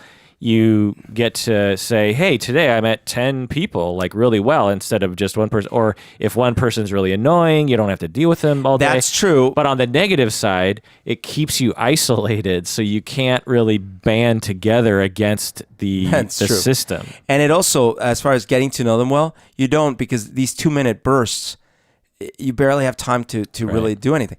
And then lastly, the other problem with this is that I was actually expecting that we were sort of gonna like talk in groups and like maybe do a little break and at least in day one there was none of that. Right. So research shows regarding EST, because there was a lot of research regarding, just a summary of the research that I found, is that most people were satisfied with the seminar. So afterwards they, survey everyone and say, was it worth your time? And most people were like, yeah, it was worth it. I got something out of it. Number two, EST groups seem to have a small temporary effect on people that doesn't likely last. It's hard to nail that down because you're talking about like personal transformation. How do you measure that? It's, but there seems to be in some studies, there seemed to be some, like they actually did on prisoners. They had like prisoners go through it. It's also hard because you have to have a control group go through a similar kind of group, but it's not the same kind of group, because any emotional experience, you're going to be like, whoa, that was great. That's a good point. So you have to study. Yeah, you have to have a control group of some other kind of emotional experience. And so there weren't a lot of studies like that, but anyway, it didn't seem as though that the evidence didn't seem to me to indicate that the EST 1 weekend stint had any huge effect on lasting on your personality. Number three, I already said that one. Number four, it was found that psychiatric issues may be triggered by EST. Yeah. So if you have PTSD, schizophrenia, dissociation, absolutely that is going to be a problem. Yeah. And it's something that existential therapy and narrative therapy historically has sort of ignored. It's one of the criticisms of those forms of therapy. So, because they're just like, well, it's just a story you're telling yourself that you've gone through trauma. Again, narrative therapists today, existential therapists today wouldn't say stuff like that, but they did in the past. Yeah. As an example, if I was in the class right now, I would have been told, as I was describing what happened to me in that recruitment session and then in that first day, I would have been told, okay, that's the story. Right. But what happened? And then I would have been forced to eventually narrate something like this saying, I went to a class that I paid for. I went to one day and left. Right. And that's what happened. Right. And you strip out all the actual nuance of what you felt and all these kind of things. And I understand. And I actually was finding some of that way of thinking interesting because I kept thinking, okay, so if I look at some of the bad things that have happened to me in my life, I could look at them through that lens and say like, okay, well, my mom left when I was little and I was raised by my dad. And that's different than saying I was deeply traumatized the day but I find usefulness in both of them, not only one. Right. Yeah, it can be helpful to, essentially it's an exercise of changing your perspective. Right. If you have a perspective that your life has been shit and that perspective makes you depressed, then in a very simplistic, way, if you change your perspective that your life was not shit, then you might be less depressed. That's right. For some people, that does work. Yeah. I have worked with people in that way before, but to reduce all of your, every person's problems to that kind of premise is pretty short-sighted.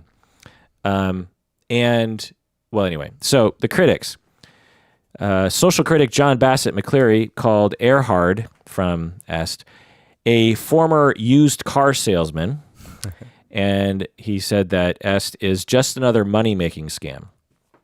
There was a famous 60 Minutes episode that they did an expose on Erhard. Oh, really? Claiming that he was a fraud and like sexually abusive to people. Oh. But Erhard sued, and it was found that 60 Minutes had been working with a lot of false information. Oh. But it's not clear if some of the information might have been true. Okay. 60 Minutes later retracted their statements about him. Erhard's daughters accused him of sexually abusing them. Oh my God. But then they later retracted the allegations. Wait, what? Yeah. This is really weird. Yeah. This is the founder of EST and basically of Landmark. The IRS accused him of tax crimes, like a lot of tax crimes, but then he sued the IRS and he won the case. So 60 Minutes, his own daughters, the IRS, they all super attack him. And then he ends up prevailing in the end. So I just want to say, after reading, a fair amount of material on Erhard, I couldn't tell if he was innocent and he was just being persecuted, because I could see that happening, a charismatic leader of something that looks like a cult.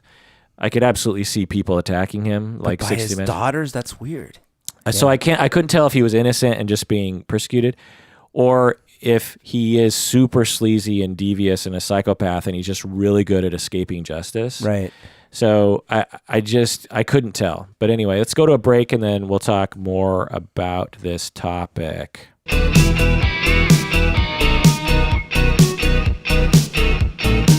Okay, we're back talking about Landmark, and we've mainly been talking about Est, but again, continuing with the history, Est became very popular in the 70s. By 1979, Est had expanded around the world. Erhard reportedly considered making Est into a religion, similar to L. Ron Hubbard, but ultimately decided against it, which is probably a good thing for him and the society. The last Est training was held in '84 in San Francisco, although I couldn't find out why it ended.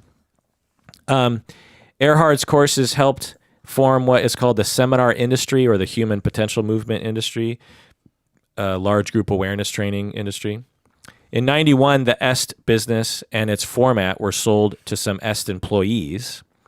So basically, some employees of Est bought the format and bought the whole thing. Right. Even though it's like, why would they need to buy it? And then they formed Landmark. It created in 1991, again, headquartered in San Francisco, same as Est, I believe. They probably didn't want to be sued for copying the format or something. Yeah, I guess. Landmark was reinvented and repackaged as Est. However, Landmark insists adamantly that it's entirely distinct from Est and that it's not based on Est, even though it's obviously similar. And the founders were employees of Est who bought the format from Est. Yeah, that's crazy. I think basically they're trying to deny their Est roots because Est has this very controversial history that people probably don't remember now, but people certainly remembered in the 90s. I mean, it sounds almost identical, right? Yeah. No, I mean, you could have told me that you were describing what I went through. Yeah. The difference, from what I understand, is Est was a lot more harsh. It was a lot more intense and even abusive. Like, it was common for the charismatic leader, because I don't even know what to call the person, because they're not a therapist, I'm just continuing to call them a charismatic leader. They would frequently call people on stage assholes and they're fuck ups. There's something wrong. You're a phony. And this is something that Fritz Perls did a lot of too. But so when I was reading accounts from people that had been through the Landmark Forum over the last more than a decade, what I was reading was that actually Landmark was very much like that in pockets, and that it really depended who your moderator was and all these things. I have a feeling that as the decades wore on, so to speak, it's hard to do stuff like that and not risk lawsuits nowadays. Yeah. So I have a feeling they had to sort of soften it a bit. But my understanding of day 2 and especially day 3, not only from what I read online, but actually also talking to people that have gone through all of it, is they do get more confrontational and darker, and leading to they have this big reveal on the Sunday. They have this big secret. Yeah. Which is another one of those things that it's that's the kind of thing you get at these Amway type things and stuff. It's you got to stay the whole time. There's the big secret. Yeah. It's like having to watch to the end of the OA or something. Have you watched to the end of OA yet? No. There's a big secret. Yeah. But the whole thing they're leading to is this. It's like one big M. Night Shyamalan movie. Yeah. And they're leading to this realization that it's all meaningless.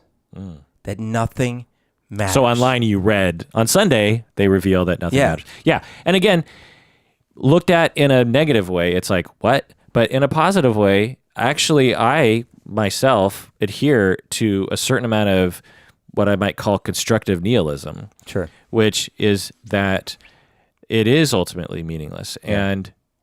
But and a lot of philosophers have talked about this, but I imbue meaning into things because I want to. Not because they're inherently meaningful, but because I choose to make them meaningful. And therefore, I can choose to make things not meaningful. Right. Like, if I make a fool out of myself, I can choose to say, well, life has no meaning, so this, of course, has no meaning. Right. It's the same feeling that people get when they look at the pale blue dot of the Earth, as the Voyager's looking back and taking a picture of Earth, and it's this tiny pale blue dot. It's like all of, Sagan, all of the history of our species, all of the political problems, all the wars, all the love, all the births, all the deaths, all the families, all the this are encapsulated in that pale blue dot. And the feeling you get is a feeling of meaninglessness and also extreme meaning. That's my description of it. It's like at one point I'm feeling like, my God, nothing has any, because that pale blue dot will be the same if I make a fool out of myself. If I don't, it'll be the same even if a nuclear war happens. And yet the vast cosmos, I'm a part of it. And what a miracle that I'm alive. It's this whole stew of things. And so Landmark probably helps some people to get to that point. And that's a very helpful notion, I think. It can be. One of the things that I have a problem with is that, and this is just me personally, to me it feels like the kind of revelation I would have found interesting when you were 25. When I was 15, like in my youth group retreat. Yeah, like I feel like we would have been at a youth group retreat, and the counselor would have been like, "Now I just want you guys all to think about how in the end, it's all sort of nothing." Right. And to the average person, they haven't read Kierkegaard and Sartre and all these people, all the other philosophers. I haven't read them either. Well, but you've Yes, heard sure. you've heard people talk of the philosophies, and you've had a lot of conversations around this sort of thing. And so most people would actually find, if you lead them to that, you know what I mean? If you demonstrate the principles, because I'm sure they don't just plop it on people's laps. They're probably like, I'm going to lead you up to this idea so that you understand what we're actually talking about. So I'm going to talk about the pros and the cons. Okay, the pros. Self-awareness is good.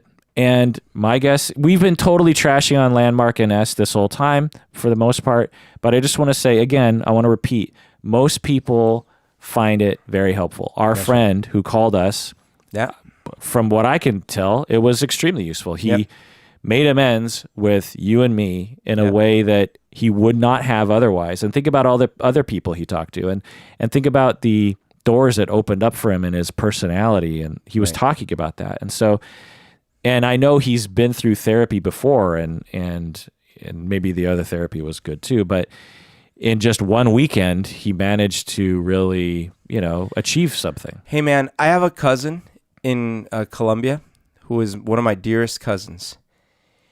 He is about 10 years older, or 8 years older than me. And he lived a pretty hardcore life where he drank a lot. He had a lot of affairs with married women. He got into a lot of trouble and stuff like that. And a few years ago, he found Jesus and he became obsessive. And to this day now, he's like, that's his life. That's all he does. He's obsessed with it. It worked for him. Yeah. Because guess what?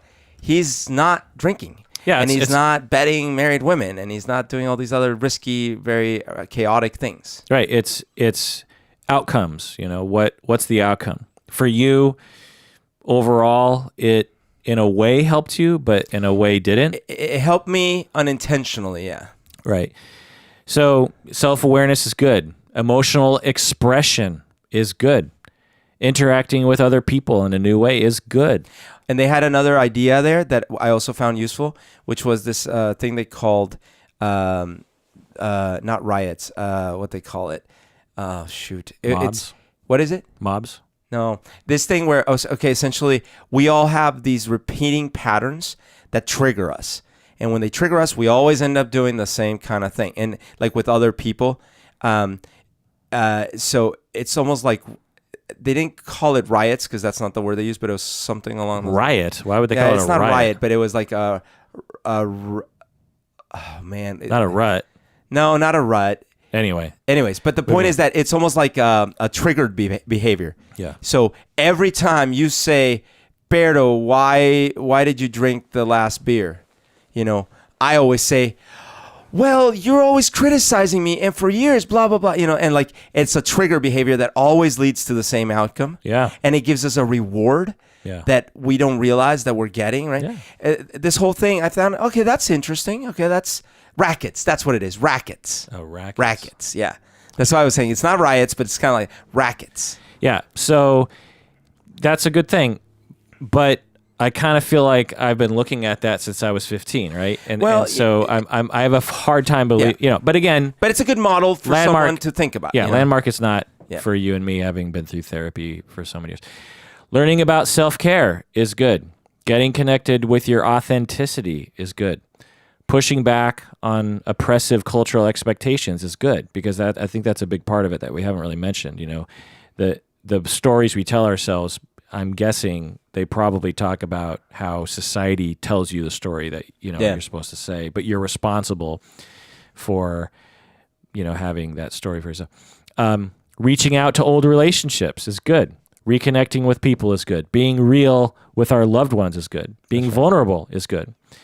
Like I said before, it's kind of a form of narrative therapy, you know, the story that you're telling yourself that's keeping you stuck. Now, narrative therapists would never act like this, but the principle is being used in Landmark, I believe. Also, go ahead. By the way, there is a slimy part that I noticed in the reaching out to others that I didn't realize when I got the call from my friend, but I realized when I was in it, because the way they talk about it, it's weird, but it's not just about you reaching out because of your own process. It's because they want you to recruit. Right. And that was definitely there. It's like they want you to recruit. Yeah, I think our mutual friend, when he talked to me, I think he kind of dropped it. It was pretty light. I remember it wasn't hard for me, but I remember... I just don't think he did a good job based on what they want him to do. Well, I know all about Landmark, and so when he started talking about it, I probably knew right away, like, well, eventually he's going to try to get me to come to something. And I think I told him, like, I've been to it already. I don't need to go again. I felt like he did a great job as it concerns me and how he respected me. But I feel like he let them down because he didn't do the hard sell. It's like existential therapy, and that you take responsibility and the meanings that you make. It's also sort of like REBT, in terms of like what's the evidence. It sort of has a streak of REBT. All right, the cons. Now, it's hard for me to talk about the research and the empiricism regarding Landmark because there's not much research. I think it's because those in psychology and psychotherapy, they either don't know about Landmark because it's not that big, it's not a huge phenomenon, or they don't care about it, which I think is sort of weird and dumb because it's fairly popular.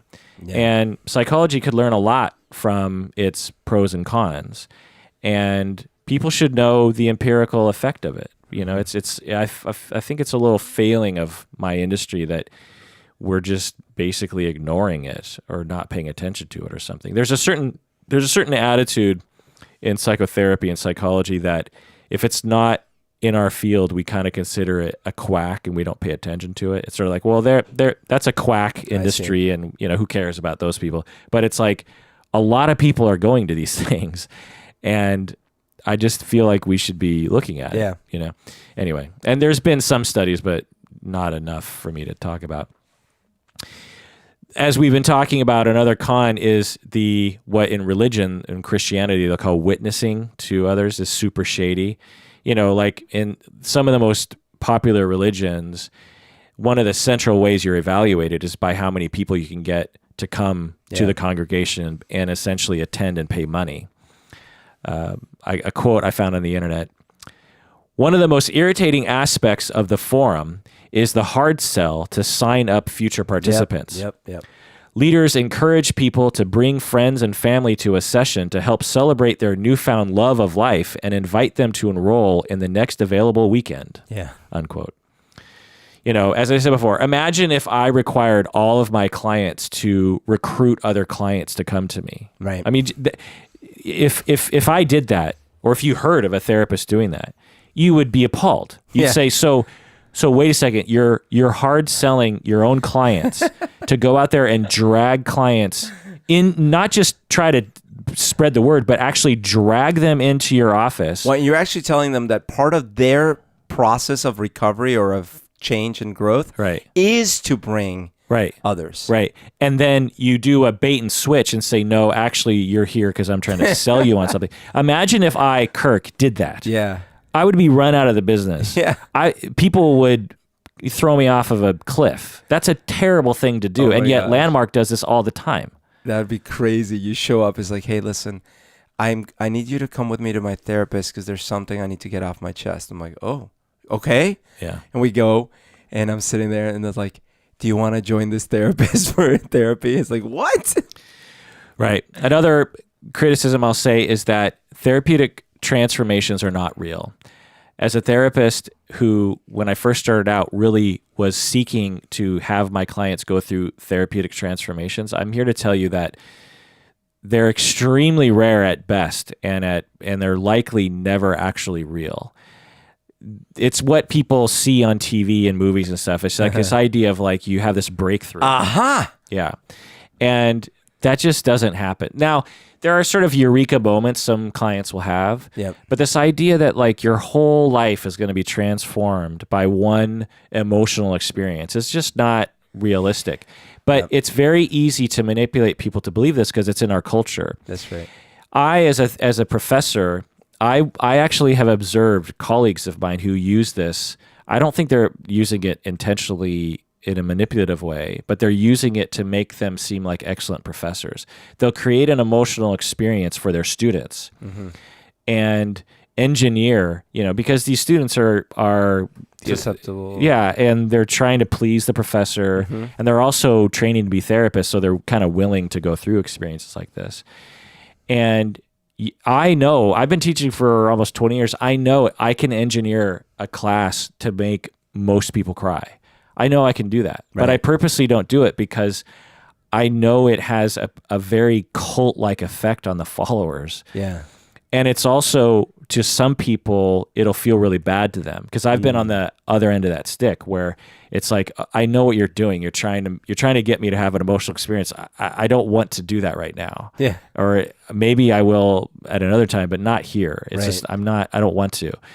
And I can just feel that tension, and that's what Landmark is trying to do. They're trying to create an emotional experience. Now, the emotional experience, in all likelihood, is a wonderful thing. That's why most people like it.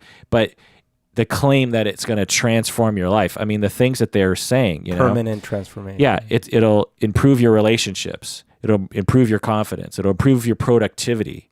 It'll improve your enjoyment of life. I just, how do you measure those things? But I just find that to be a little funny. So again, just want to say that it's probably, especially if it's only $600, which is a lot of money to some people, but on the scale of things, it's not that bad. It's not a $2,000 seminar. Right.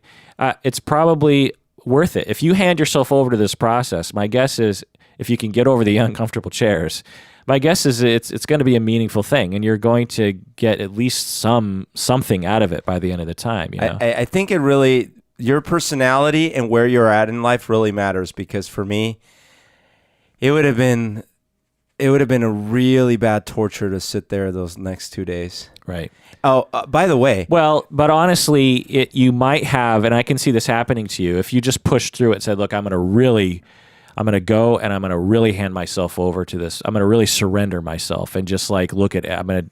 In my mind, I'm going to try to look at this positively. My guess is that if you were successful, you would have walked away after the third day going, wow, that was actually pretty amazing. Because like I said, it's not hard to, if you can get people to surrender and get people to emote and have like authentic experiences, it's not hard for people to walk away going like, wow, that was pretty meaningful, I guess for me, like I've been there so many times in my life in other contexts and things that I felt were much better and more powerful. Sure. And after 13 hours, I was like, I mean, the next 2 days, this is what I have to look forward to. To me, it sounds like the charismatic leader was not very good, because They were okay. It was fine. I guarantee you, if you had been sitting there for that first day, you would feel very similar because you and I have very similar personalities. Dude, I would have been worse than you. Yeah. I'm a therapist. When these sorts of things happen, I'm like, I can see right through you. Well, and part of it is this. And honestly, look, this is a bit unfair, but when he was dealing with some of the people that were clearly participants, because they weren't even realizing what he was trying to get them to say, because they were telling their story, and he's like, well, okay, that's the story. Tell me what actually happened. And like they wouldn't get it, so they would keep saying a story, right. And it dragged on. And I'm sitting there going like, okay, well, unfortunately, that is the process they have to go through. But I'm not learning anything from this because I'm just sitting here watching someone painfully get dragged through the mud. Right. And it's like if I were doing this in a small group, if it was like 6 of us and we got more one-on-one time and more group time, I could see it being way more helpful. Right. But because it's this huge hundreds of people and you're just sitting there waiting and waiting, 2 minutes to talk about yours and that's it. Yeah. Actually, come to think of it, imagine if they broke you into groups of 5 or 10 and had everyone do the exact same thing. Yes. My guess is like it'd be amazing because you'd be participating. You know what That's I mean? right. Anyway, and that's called group therapy, which happens all the time. Anyway, another thing is that it totally ignores and misunderstands trauma. This is a quote from the internet. Stephanie Nye, 45, claims that the 2-day Landmark Forum seminar, quote unquote, stripped her of her natural psychological defenses and unleashed the specter of a failed relationship with her father, leading to a nervous breakdown and commitment to a psychiatric clinic. Yikes. So I could absolutely see that. There are reasons why we don't think about some things. And for some people, the consequences to thinking about these painful traumas is a psychiatric exacerbation or the beginning of a symptom, So it's to just get people on stage and just like confront them until they do this sort of thing is because they didn't have therapists on hand, right? There weren't like clinicians like ready to go. No. Right. Also, the marketing is sleazy. On the website, 94% of participants report that Landmark improved their relationships, their confidence, their productivity, and their enjoyment of life. If a therapist made a claim like that, they would be run out of the business because there's no way that a independent series of studies found that figure, 94%. Plus, it's like, how do you measure improvement of relationship, confidence, productivity, enjoyment of life in a permanent way? Yeah. And the way it's written too is silly because they're not saying or, they're saying and. So that means 94 participants, it improved all 4 things. Yeah. That's unheard of. Yeah. To have a treatment modality that can even improve one of the 4 for everyone. But 94, all 4 improved. All 4 of them. Just from one weekend. You know what I mean? It's that good. Yeah. It's just not, it's clearly a marketing ploy. And if they had said 50%, I would have been like, okay, well, that might actually be true. But by the way, there's another hint. But you're saying maybe if I had fully committed. But here's another hint of why, in this case, sort of seeing through it is not too far off the mark. There were people in the forum that have been through the forum for years. Yeah. Like seriously, they have been doing it for years. Yeah. And there are people that I met that I talked to and also Lita did it. Lita did it for years. She might still be doing it. I don't know. That have been through the advanced courses and all these things. Right. I'm not saying it hasn't helped them. No. But I think it's if you not what you just read on that website. Right. Because we know them from the outside and we're like, you're not that much different. You know what I mean? You're kind of different, maybe. So I cannot deny that it's helped or not. I actually think it has helped, at least in the people I'm thinking. But that hasn't like completely altered their personality. And this is going through forum, advanced courses, all the side courses, all this other stuff, and becoming active in that community. Right. So I know from my it's same as therapy. experience, Therapy, you can go through years of therapy and see, similar kinds of things. Absolutely. Look, one of the things I loved about The Sopranos presentation of therapy is that there were many times throughout the series where Tony thought he had the one breakthrough, and then he like got all excited, and he's like, I don't need therapy anymore, and he started changing all these things. And inevitably, the counselor was like, listen, we still need to. And he's like, no, I think I got it. This happened more than once. And inevitably, that wasn't. And then he'd always like come back and he's like, how come this isn't working? And he'd get upset. He's like, I thought this was supposed to like fix all my problems. And I actually could relate to that because it isn't like that. Yeah. It isn't these breakthroughs that all of a sudden your life isn't forever changed. So in closing, I want to go over the criteria of a cult because it's often referred to as a cult. And I feel like a lot of people are just stirring out around that word cult a little too easily. So this is my criteria for a cult based on others' criteria. Absolute authoritarianism, no tolerance for criticism, fear of the outside world. The group has, the cult has an us versus them mentality. Former followers who left the group are always wrong for leaving. Individual identity is lost. Isolation from family and friends. The leadership dictates how members should think, act, and feel. The leadership also induces feelings of shame or guilt in order to influence or control the members, and the group is preoccupied with bringing in new members. Now, some of the criteria are met, but most are not. So in my estimation, it's not a cult. It's often claimed, I think, to be a cult by people who have hostility towards Landmark, people who are like therapists. Essentially, it's like, well, they're competing with my money. Essentially, it's like people are going to go to this thing instead to me, and so I'm going to blast Landmark and call it a cult. Or just people who just don't like organized things. I think there's just some people just have hostility against like groups of people getting together to do things. And so it'll be called a cult. But so if you understand actual cults, Landmark is not a cult, but it has some slight cult-like features. Like it induces an emotional experience.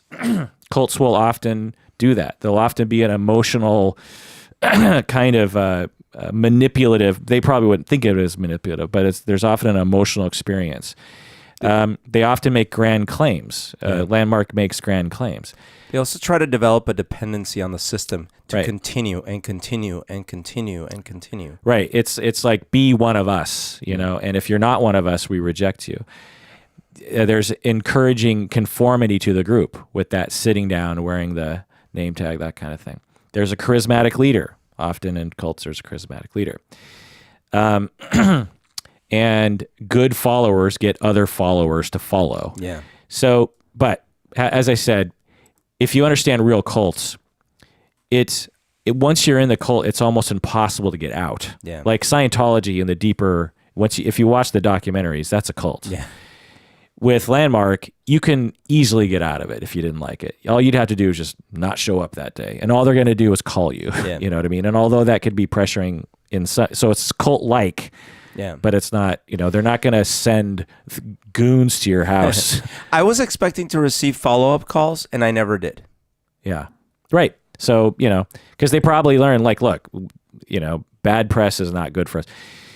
But so my accusation that they have cult-like features, but sports teams have cult-like features. If you live in Seattle and you're not a Seahawks fan, you will likely feel as though you're surrounded by the cult of Seahawks.